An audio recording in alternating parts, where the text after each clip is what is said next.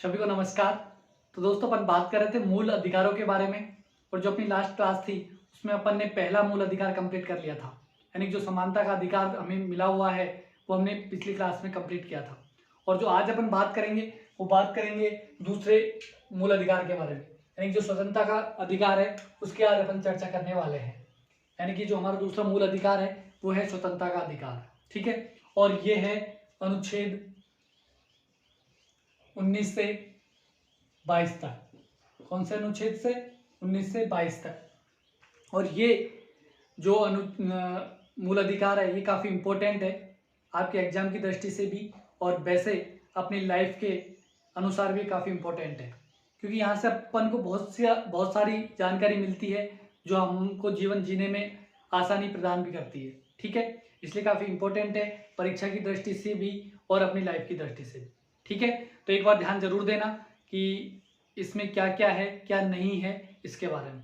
तो अपन बात करते हैं अनुच्छेद 19 की, कि भाई अनुच्छेद जो 19 है उसमें क्या है। तो जो अनुच्छेद 19 है उसमें स्वतंत्रताएं दी गई है, और भाई कौन कौन सी हमें स्वतंत्रताएं दी गई है और उन पर किस प्रकार से प्रतिबंध लगाया जा सकता है ये बताया गया है अनुच्छेद 19 में। कौन से अनुच्छेद में? 19 में क्या क्या बताया है कि हमें कौन कौन सी स्वतंत्रताएं मिली हुई है और कौन कौन सी स्वतंत्रताएं ऐसी है जिन पर प्रतिबंध भी लगाया जा सकता है। तो मैंने आपको याद करने की दृष्टि से इस प्रकार से लिखा है, इधर तो लिखिए जो हमें स्वतंत्रता मिली हुई है, और इधर क्या लिखा है कि कौन कौन से अनुच्छेद पर किस प्रकार से प्रतिबंधित है, यानी कौन सी स्वतंत्रता है जिस पर कौन से अनुच्छेद में प्रतिबंध लगाया गया है ना। तो दोनों को कंपेयर करके आप पढ़ोगे तो आपको आसानी से याद हो जाएंगे। ठीक है, तो सॉरी, जो हमारा मूल संविधान था उसमें हमें अनुच्छेद 19 के द्वारा 7 स्वतंत्रताएं दी गई थी। कितनी स्वतंत्रताएं? 7 स्वतंत्रताएं दी गई थी। लेकिन 44वां संविधान संशोधन 1978 को जो हुआ था उसके द्वारा संपत्ति का जो अधिकार था वो समाप्त कर दिया गया, और हमारा जो बची हमारी स्वतंत्रता है वो 6 बची। कितनी? 6।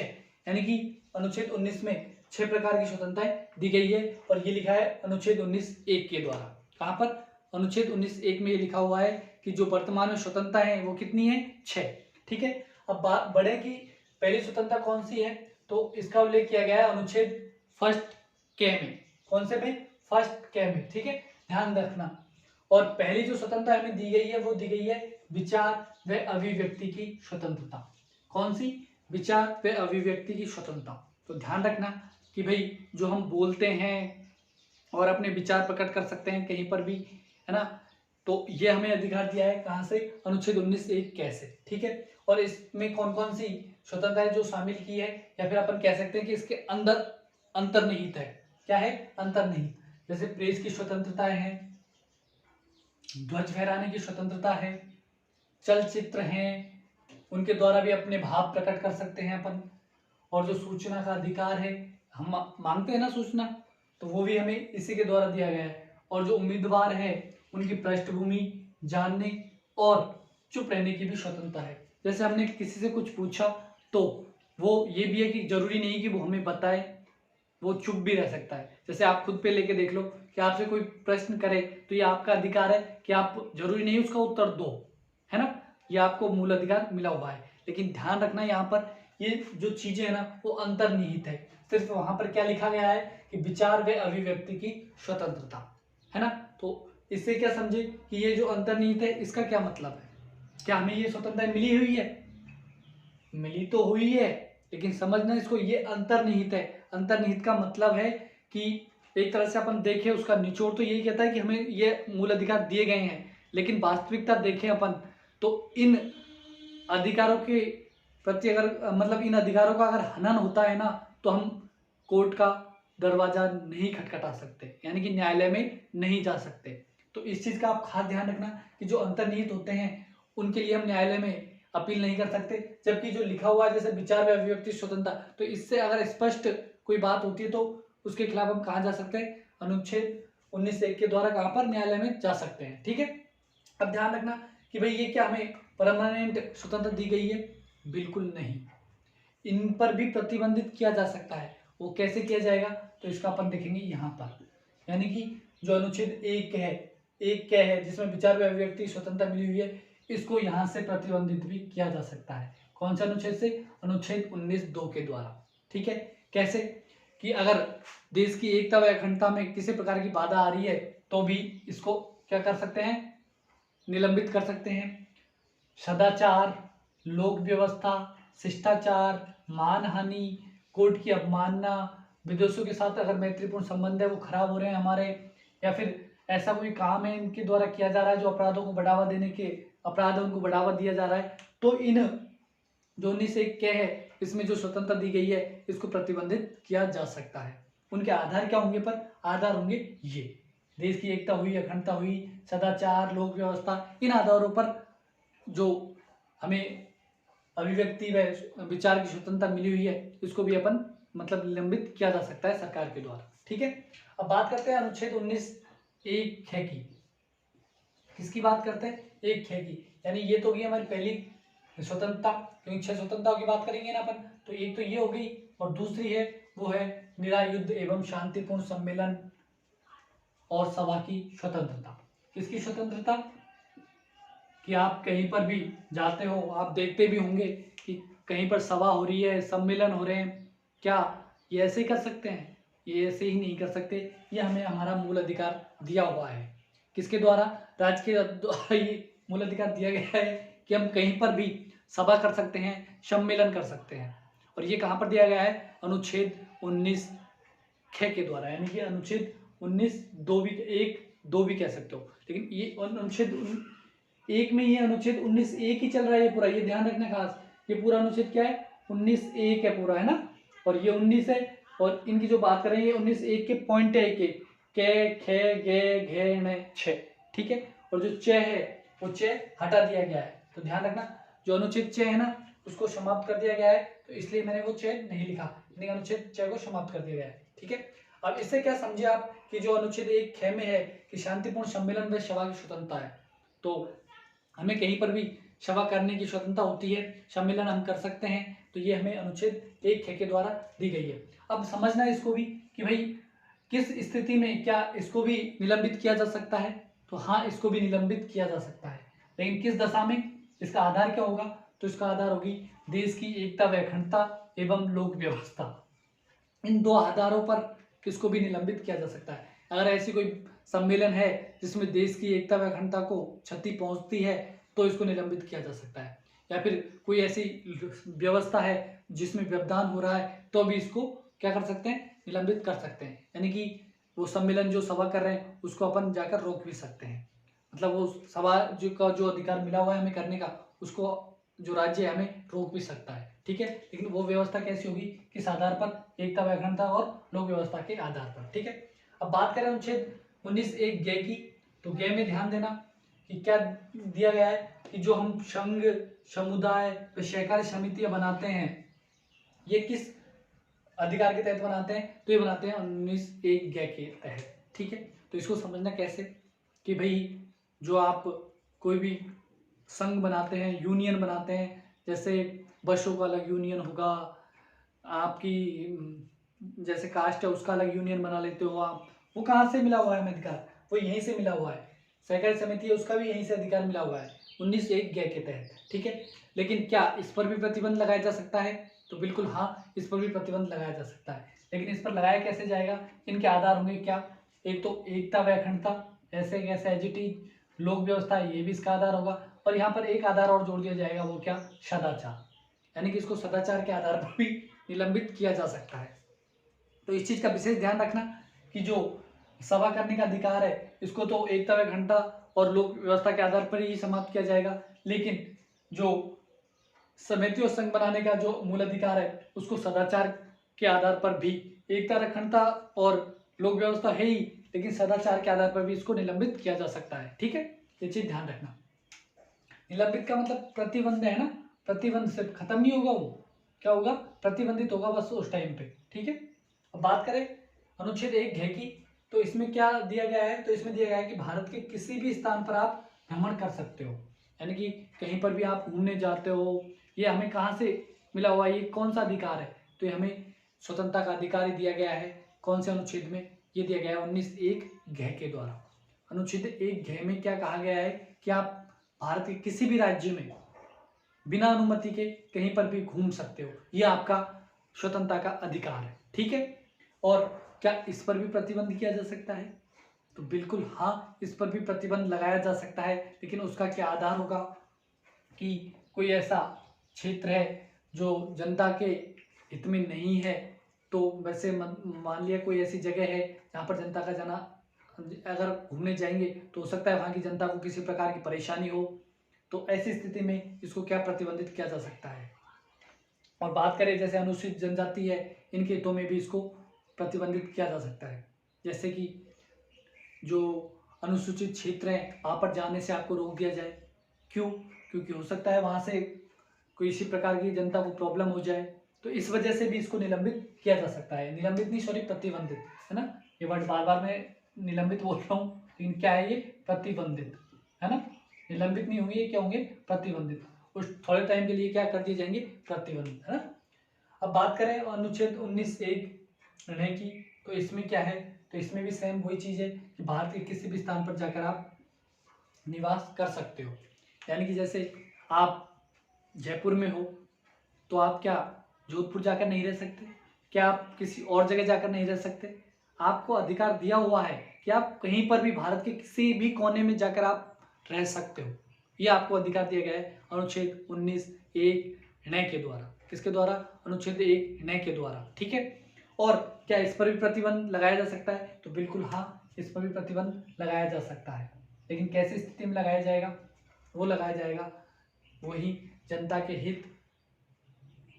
हित और अनुसूचित जनजाति के हितों के संरक्षण के आधार पर ही। ठीक है। तो आप क्या समझे कि ये दोनों जो अनुच्छेद हैं 19(1) घ, अनुच्छेद 19(1) घ और न, इन दोनों के द्वारा किस पर लगाया जा सकता है? अनुच्छेद 19(1) घ और न पर प्रतिबंध किया जा सकता है इनको अनुच्छेद 19(5) के द्वारा। कौन से अनुच्छेद के द्वारा? 5 के द्वारा। ठीक है। और ये तो हमने पढ़ ही लिया था, ग है, इस पर कौन से अनुच्छेद से लगाया जाएगा प्रतिबंध? ये 19 ग है ना, फर्स्ट घ पर प्रतिबंधित है, ग पर। ठीक है। और ये 19(1) ख पर, और ये अनुच्छेद 19 क पर। ठीक है। तो ये चीज ध्यान रखना आप, 19(2) है वो तो अनुच्छेद 19(1) का प्रतिबंधित करेगा। 19(1) क को एक सब पे लगा लेना, है ना, 1 क को करेगा। अनुच्छेद 19(3) है वो किसको करेगा? ख को। अनुच्छेद 4 है वो किसको करेगा? ग को। और अनुच्छेद 5 है वो किसको करेगा? घ और न को। ठीक है। इस चीज का आप ध्यान रखना, कंफ्यूज मत होना, इसलिए लिखा है, एक बार पढ़ लेना अच्छे से। स्क्रीनशॉट भी ले सकते हो आप लेना चाहो तो, ताकि क्या है आपको कोई परेशानी नहीं हो। ठीक है। मैंने लिख भी दिया कि ये तो किसकी करेगा? ये अनुच्छेद 1 क की करेगा, एक को प्रतिबंध करेगा। ये करेगा अनुच्छेद 19(1) ख को, और ये करेगा अनुच्छेद 19(1) ग को, और ये जो करेगा वो करेगा अनुच्छेद 19(1) घ और न को, और ये करेगा वो करेगा अनुच्छेद 19(1) 6 को। ठीक है। और 6 क्या है कि भाई व्यापार एवं कारोबार की स्वतंत्रता। ठीक है। आप किसी भी प्रकार का कहीं पर भी जाकर कारोबार अपना कर सकते हो, यानी कि व्यापार कर सकते हो, कारोबार जो भी आपको करने की इच्छा है वो आप कर सकते हो। उस पर सरकार किसी भी प्रकार की रोक टोक नहीं लगा सकती, यह आपको मूल अधिकार दिया हुआ है। ठीक है। लेकिन इस पर भी प्रतिबंध किया जा सकता है, वो किस आधार पर? सिर्फ इसका एक ही आधार है, साधारण जनता के हित में होना चाहिए वो।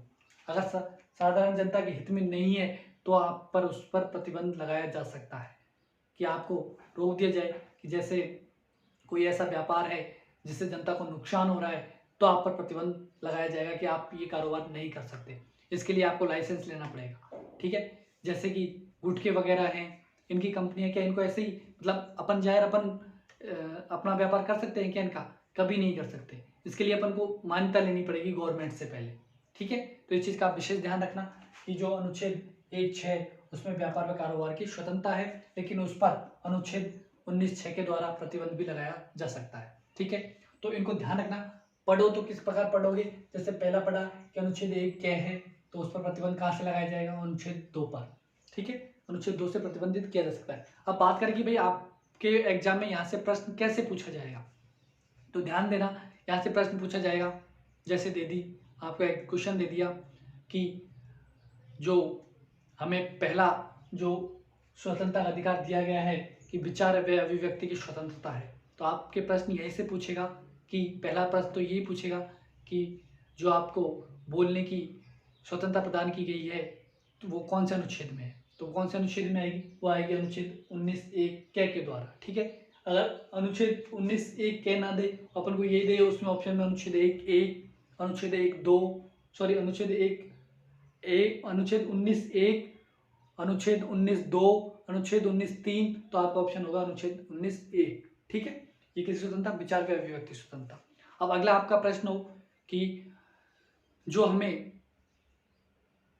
बोलने की स्वतंत्रता दी गई है, या कह सकते अपन विचार व अभिव्यक्ति की स्वतंत्रता दी गई है, उस पर प्रतिबंध किस अनुच्छेद के द्वारा लगाया जाएगा, तो वो लगाया जाएगा अनुच्छेद 19(2) के द्वारा। ठीक है, इस प्रकार से आपसे पूछे कि हमें कहीं पर भी जाकर निवास करने की स्वतंत्रता मिली है, तो इसको प्रतिबंधित किस अनुच्छेद के द्वारा किया जाएगा, तो इसको किया जाएगा अनुच्छेद 19(5) के द्वारा। ठीक है, इस प्रकार से आपसे प्रश्न पूछे जाएंगे, तो इनका खास ध्यान रखना। ठीक है, अब बढ़ते हैं आगे और बात करते हैं अनुच्छेद 20 के बारे में। ठीक है, ये तो कौन सा है, अनुच्छेद 19। अब बात करेंगे अपन कौन से अनुच्छेद की, अनुच्छेद 20 की। ठीक है, तो अनुच्छेद 20 में क्या है, तो ध्यान देना, अनुच्छेद 20 में अपराधों के दोष, जो अपराधी है वो कौन अपराधी कहलाएगा, किस प्रकार से अपराध है, अपराध के लिए वो अपराधी दोषी होगा, इन सब की बात करेंगे अपन अनुच्छेद 20 में। किसमें, अनुच्छेद 20 में।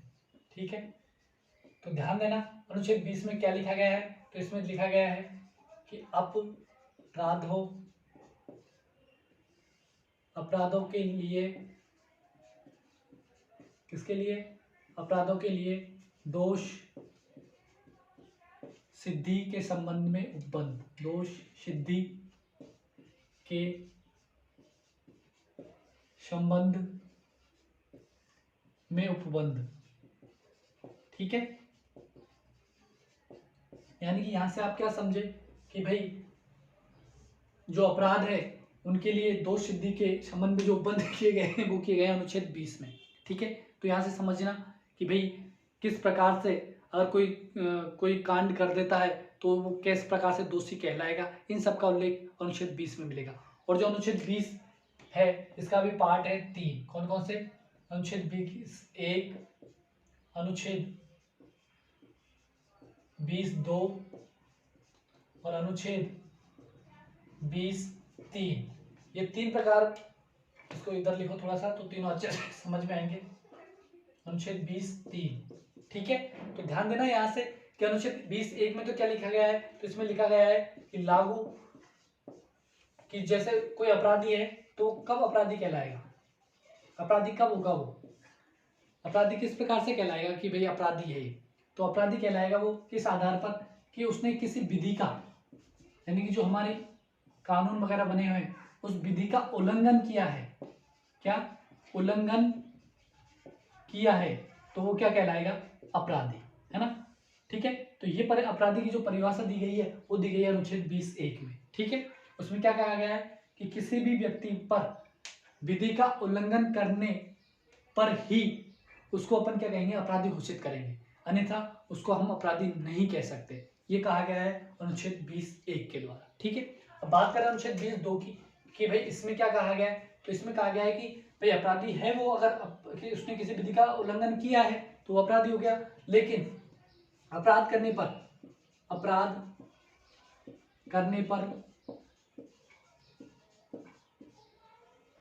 एक अपराध के लिए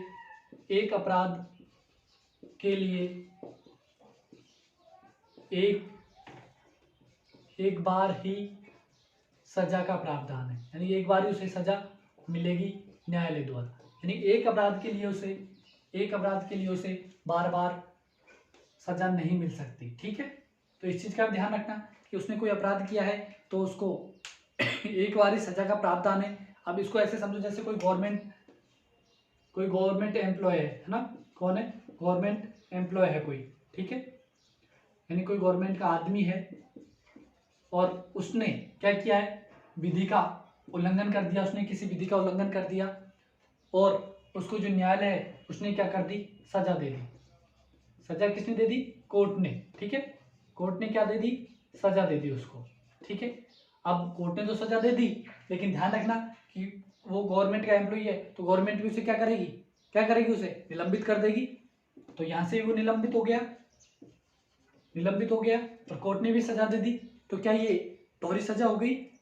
हाँ बताओ, क्या ये, क्योंकि तो यहाँ से गवर्नमेंट एम्प्लॉय से निकाल दिया, कोर्ट सजा होगी, दो सजा हो गई एक तरह से देखे तो। पर ध्यान रखना, यहाँ पर ध्यान देना कि जो कोर्ट है उसको ही अपन मान्य करते हैं, इस सजा को अपन उसमें शामिल नहीं करेंगे, यानी कि काउंटिंग नहीं करेंगे। अगर न्यायालय कोई सजा दे रहा है तो वो सिर्फ एक बार दे सकता है, दो बार नहीं दे सकता। ठीक है, तो इस चीज का ध्यान रखना। बात करें अनुच्छेद 20(3) की, तो इसमें क्या है? तो इसमें कहा गया है कि भाई जो अपने विरुद्ध, जैसे अपने विरुद्ध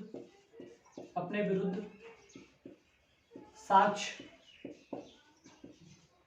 देने के लिए, क्या करने के लिए? अपने विरुद्ध साक्ष्य देने के लिए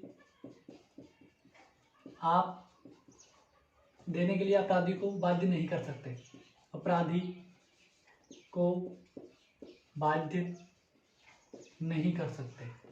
ये उससे क्या स्वतंत्रता मिली हुई है, बाध्य नहीं कर सकते। ठीक है, तो इस चीज का ध्यान रखना कि जैसे कोई अपराधी है तो जरूरी नहीं कि वो अपने लिए कोई साक्ष्य दे आपको कि हाँ मैंने ये कांड किया है, ऐसे किया है, इस प्रकार का साक्ष्य वो देने के लिए नहीं देने के लिए स्वतंत्र है। यानी कि जरूरी नहीं है कि वो अपने लिए साक्ष्य दे उन चीज़ों का कि हाँ मैंने इस प्रकार से किया, ये किया, वो चुप भी रह सकता है। ठीक है, तो इस चीज़ का ध्यान रखना कि जो ये अधिकार दिया गया है हमें अनुच्छेद 20(3) में दिया है कि वो अपने विरुद्ध साक्ष्य देने के लिए बाध्य नहीं है। ठीक है, तो ये बात हो गई अनुच्छेद 20 की। ठीक है, तो 20(1) में क्या था कि अपराधी कब कहलाएगा? अगर उसने विधि का किसी प्रकार की विधि का उल्लंघन किया है तो। ठीक है, अनुच्छेद 20(2) में क्या है? अनुच्छेद 20(2) में क्या कहा गया है कि एक अपराध के लिए एक बार उसे सजा मिलेगी। और अनुच्छेद 3 में क्या कहा गया है? 20(3) में, तो 20(3) में कहा गया है कि अगर अपराधी है वो अपने विरुद्ध साक्ष्य दे या नहीं दे, इसके लिए वो स्वतंत्र है, यानी साक्ष्य देने के लिए वह बाध्य नहीं है। ठीक है, अब बात करें अनुच्छेद 21 की। किसकी बात कर रहे हैं? अनुच्छेद 21 की। तो अनुच्छेद 21 में क्या है? तो अनुच्छेद 21 में है प्राण व एवं दैहिक स्वतंत्रता। ठीक है, प्राण एवं दैहिक की स्वतंत्रता। ठीक है, तो यहां से समझना कैसे कि भाई प्राण एवं दैहिक की स्वतंत्रता किस प्रकार हमें मिली हुई है। तो ध्यान देना, किसी भी व्यक्ति को गरिमा एवं सम्मानजनक जीवन जीने का अधिकार है। क्या? जीवन जीने का अधिकार है, और वो भी किस प्रकार का? गरिमा एवं सम्मानजनक। ठीक है, तो ये चीज ध्यान देना कि भाई कोई भी व्यक्ति है वो किस प्रकार से अपना स्वतंत्रता से कार्य कर सकता है, वो सारी चीजें इसमें आ जाएंगी। किसमें आ जाएंगी? प्राण एवं दैहिक स्वतंत्रता में, है ना। तो इस चीज का आप विशेष ध्यान रखना कि भाई गरिमा एवं सम्मानजनक जीवन जीने का अधिकार है, वो हमें कहाँ दिया गया है? तो दिया गया है प्राण एवं दैहिक की स्वतंत्रता में। ठीक है, और इसमें टोटल बात करें तो 60 ऐसी स्वतंत्रता है जो इसमें अंतर्निहित है। 60, है ना। तो ये चीज ध्यान रखना, ये एक ऐसा संविधान है, ये एक ऐसा अनुच्छेद है जिसके अंतर्गत सबसे अधिक अंतर्निहित बातें हैं। क्या? सबसे अधिक अंतर्निहित बातें हैं, इसलिए इस अनुच्छेद को अपन क्या कहते हैं? एक व्यापक अनुच्छेद भी कहते हैं। क्या कहते हैं इसको? व्यापक अनुच्छेद। और उन 60 में मैं मोटी मोटी सी आपको बता देता हूँ कि जो आप थोड़ी सी याद रख लेना। जैसे कि आप विदेशी भ्रमण है, और बात करें अपन विदेशी भ्रमण के अलावा कि आप नींद लेते हो, तो नींद लेने का भी अधिकार इसी के अंतर्गत अंतर्निहित है। नींद लेने का अधिकार, ठीक है, ये भी इसके अंतर्गत निहित है। बात करें आपकी प्राइवेटी यानी कि निजता की स्वतंत्रता है। ठीक है, और अपन बात करें कि भाई जो पर्यावरण वो शुद्ध हो, ठीक है, इसकी भी स्वतंत्रता है। और आपको निशुल्क शिक्षा उपलब्ध कराई जाए, निःशुल्क खाद्य सामग्री उपलब्ध कराई जाए, ठीक है। और अपन बात करें निःशुल्क शिक्षा हो गई, खाद्य हो गई, आपको शुद्ध जल, शुद्ध वायु मिले, ये सारे किसके अंतर्गत अंतर्निहित है? तो ये है अनुच्छेद 21 के अंतर्निहित, ठीक है। और इसमें लगभग 60 से भी प्लस, मान लो आप 60 से भी प्लस ऐसी स्वतंत्रता है जो हमें मिली हुई है और इनके अंतर्गत निहित है, ठीक है। लेकिन इनके अगर इनका हमारे द्वारा मतलब किसी भी प्रकार से हनन होता है तो हम इनके खिलाफ कहाँ नहीं जा सकते, इनके खिलाफ हम कोर्ट का दरवाजा नहीं खटखटा सकते, ठीक है। तो इस चीज का ध्यान रखना कि गरिमा एवं सम्मानजनक जीने की अधिकार है जो हमें कहाँ मिला है, प्राण एवं दैहिक की स्वतंत्रता के अंतर्गत, ठीक है। इसमें एक चीज और ध्यान रखना आप, क्या कि जीने का तो है ही जीवन जीने का, लेकिन मरने के बाद भी हमें गरिमा मतलब जो हमारे अंत्येष्टि हो वो भी क्या हो, सम्मानजनक अंत्येष्टि का भी हमें अधिकार मिला हुआ है। कैसा? सम्मानजनक अंत्येष्टि का अधिकार भी, ठीक है। तो इस चीज को भी आप ध्यान रखना कि ये आपसे पूछ ले अंत्येष्टि का जो सम्मानजनक अंत्येष्टि का अधिकार है वो किस अनुच्छेद में है, तो वह अनुच्छेद 21 में अंतर्निहित, ठीक है। और एक चीज और, इस अनुच्छेद की बात करें तो भाई क्या कोई अपनी इच्छा से मर भी सकता है? हाँ, जीवन जीने का तो अधिकार है, लेकिन क्या हम हमारी इच्छा से अपन मर भी सकते हैं? तो इसका संविधान में किसी प्रकार का उल्लेख नहीं है, लेकिन एक चीज जरूर लिखी गई है जो अनुच्छेद 21 में लिखी गई है, वो क्या कि अगर कोई आपको इस प्रकार की बीमारी है जिसका इलाज नहीं हो पा रहा है ना, यानी कि हमारे देश में उसका यहाँ पर कह सकते हैं उसका किसी भी प्रकार से इलाज नहीं है, तो आपको मरने की अपनी इच्छा से उसका भी अधिकार दे दिया जाएगा, लेकिन उसकी कुछ कंडीशन होगी। वो कैसे? कि 4 डॉक्टरों की एक कमेटी होगी और वो ये सिद्ध कर देगी कि हाँ इस बीमारी का यहाँ पर इलाज नहीं है और इसे मरने की इच्छा जो मरने की वो है वो उसको अधिकार दे दिया जाए, तो उसके कहने पर या फिर उसके द्वारा लिखित में देने के बाद ही आपको मरने की स्वतंत्रता मिलेगी, ठीक है। तो इस चीज़ का ध्यान रखना, ये नहीं कि हमने सोच लिया कि हमें मरना है तो हम मर जाए, ये हमें अधिकार दिया गया है, ये बिल्कुल भी अधिकार नहीं है। आप अपनी इच्छा से मर नहीं सकते, ठीक है। उसके लिए आपको क्या करना पड़ेगा, आपको इजाज़त लेनी पड़ेगी कि कोई भी ऐसी बीमारी होगी तो ही आपको ये इजाज़त मिल सकती है, ठीक है। अब बात करें आगे की, तो आगे ध्यान रखना कि एक मूल कर्तव्य है, सॉरी अनुच्छेद 21 है, इसमें एक चीज़ और कही गई है, वो क्या कि मैंने अभी बताया था जो 60 जो बातें थी उनमें कहा था, मैंने बताया था कि निःशुल्क शिक्षा का भी अधिकार दिया गया है, लेकिन वो क्या है, अंतर्निहित है ना, क्या है, अंतर्निहित ही है। लेकिन ध्यान देना उसको क्या किया गया, वो 86वां संविधान संशोधन, कौन सा, 86वां संविधान संशोधन 2002, इसके अंतर्गत क्या किया, अनुच्छेद 21A जोड़ा, क्या जोड़ा, अनुच्छेद 21A, ठीक है। ध्यान रखना कैसे जोड़ा, 86वां संविधान संशोधन 2002 के द्वारा अनुच्छेद 21A जोड़ा, और इसमें क्या कहा कि राज्य क्या करेगा, 6 वर्ष से, कितने वर्ष से, 6 वर्ष से 14 वर्ष तक के बच्चों को निःशुल्क, कैसे, निःशुल्क शिक्षा का प्रावधान करेगा, ठीक है, प्रावधान करेगा। तो इस चीज का आप ध्यान रखना विशेष कि अनुच्छेद 21A है, इसके द्वारा जो 6 वर्ष से 14 वर्ष तक का बच्चों को निःशुल्क शिक्षा दी जाती है वो यहीं पर जोड़ा गया है, और ये क्या होगा, ये अनिवार्य होगा, अनिवार्य शिक्षा का, ठीक है, अनिवार्य शिक्षा का प्रावधान होगा। ये आप कह सकते हो कर्तव्य है राज्य के लिए, कुछ भी आप इसको मान सकते हो, ठीक है। ये किसका कर्तव्य है, राज्य का कर्तव्य ही है, ठीक है, वो ये चीजें उपलब्ध करवाएगा, ठीक है। तो इस चीज का आप ध्यान रखें कि यहाँ से काफी इंपॉर्टेंट प्रश्न बनता है। अब बात करते हैं अनुच्छेद 22 के बारे में, ठीक है। तो जो अनुच्छेद 22 है उसमें क्या लिखा गया है, अनुच्छेद 22, ठीक है। तो इसमें लिखा गया है कि गिरफ्तारी, क्या, गिरफ्तारी व निरोध से संरक्षण। ठीक है, इससे आप क्या समझे कि जैसे कोई अपराधी है, उसको गिरफ्तार किया गया है, लेकिन गिरफ्तार तो कर लिया, लेकिन क्या वह इसके लिए उसने क्या ये चीज़ की है वास्तविकता से, तो इन चीज़ों के ऊपर इस अनुच्छेद में लिखा गया है। जैसे क्या की बात करते हैं अनुच्छेद 22(1) की, तो अनुच्छेद 22(1) में क्या कहा गया है, इसके भी 3 पार्ट है, अनुच्छेद 22(1), अनुच्छेद 22(2) और अनुच्छेद 22(3). ठीक है, तो इन सब की बात करेंगे तो अनुच्छेद 22(1) में क्या लिखा गया है कि भाई किसी को जो जिसको बंदी बनाया गया है ना, मान ली मुझे बंदी बना लिया, ठीक है, मुझे बंदी बना लिया गया, तो मैं उनसे क्या कि ये मेरा अधिकार है, मैं उनसे पूछ सकता हूँ कि भाई तुमने मुझे बंदी क्यों बनाया है। क्या समझना कि भाई मुझे ये अधिकार दिया है अनुच्छेद 22(1) ने कि भाई मुझे बंदी बनाया है, तो मैं उनसे पूछ सकता हूँ कि भाई मुझे बंदी क्यों बनाया गया है। ठीक है, ध्यान रखना, बंदी बनाए जाने का कारण ये पूछने का अधिकार है।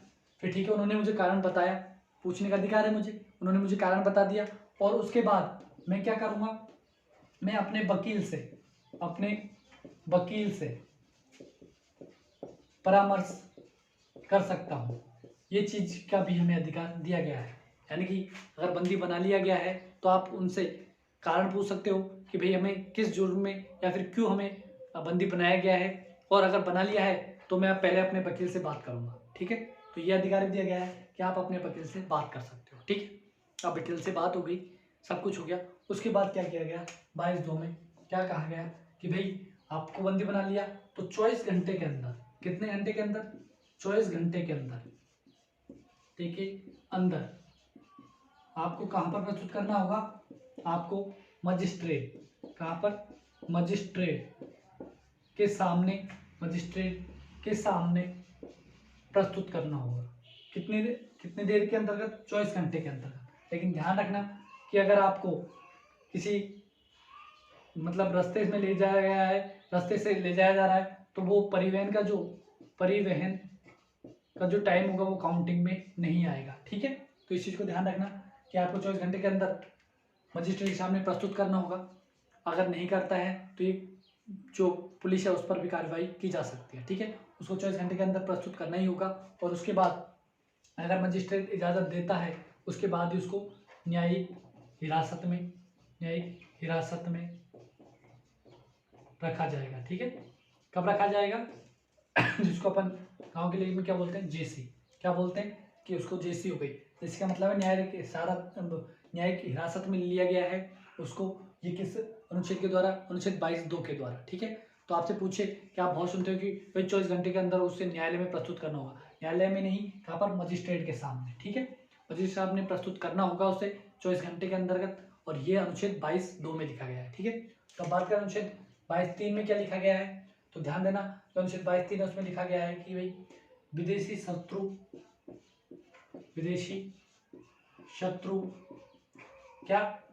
शत्रु तथा निवारक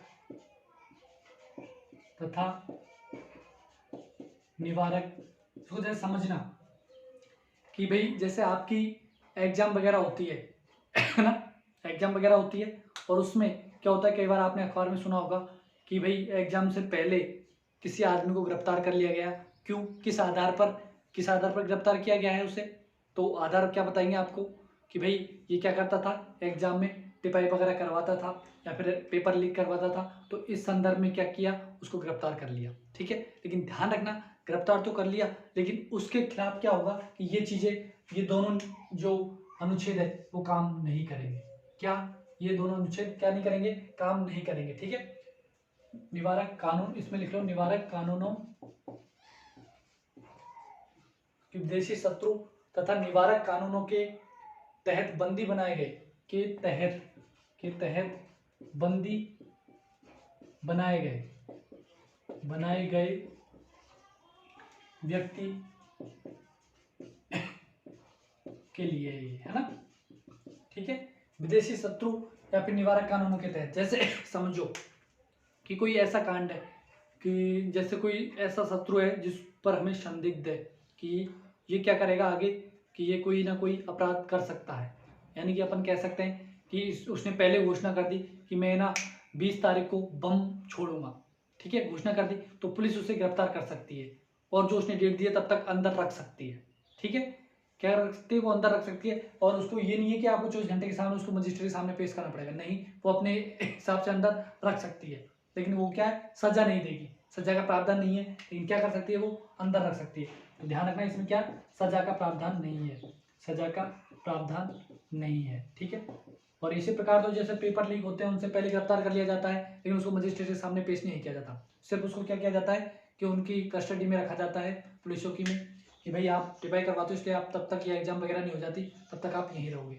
और ये मैक्सिमम जो अवधि है इसकी वो 3 महीने हो सकती है, कितनी, 3 महीने तक उसको बिना उसके रखा जा सकता है, ठीक है। तो इस चीज़ का ध्यान रखना कि भाई अनुच्छेद 22 है। और एक चीज़ और इसमें क्या बताया था मैंने कि इस पर कौन सा अनुच्छेद, अनुच्छेद 22(a) व 2, 22(2) है ना, कौन सा 22(2) काम नहीं करेंगे, ठीक है। तो इस चीज़ का ध्यान रखना, जो अनुच्छेद 22(3) है इस पर अनुच्छेद 22(1) व 22(2) काम नहीं करेंगे। क्यों, क्योंकि उसको किस आधार पर वो गिरफ्तार कर रहे हैं, तो उसको जरूरी नहीं है कि वो 24 घंटे के सामने मजिस्ट्रेट के सामने पेश करे, ठीक है। तो ये चीज़ ध्यान रखना कि 22 जो गिरफ्तारी निरोध से संरक्षण के संबंधित था और जो अपना स्वतंत्रता का अधिकार था वो समाप्त होता है। और आज के लिए इतना ही, मिलेंगे फिर नेक्स्ट क्लास में, तब तक के लिए जय हिंद, जय भारत।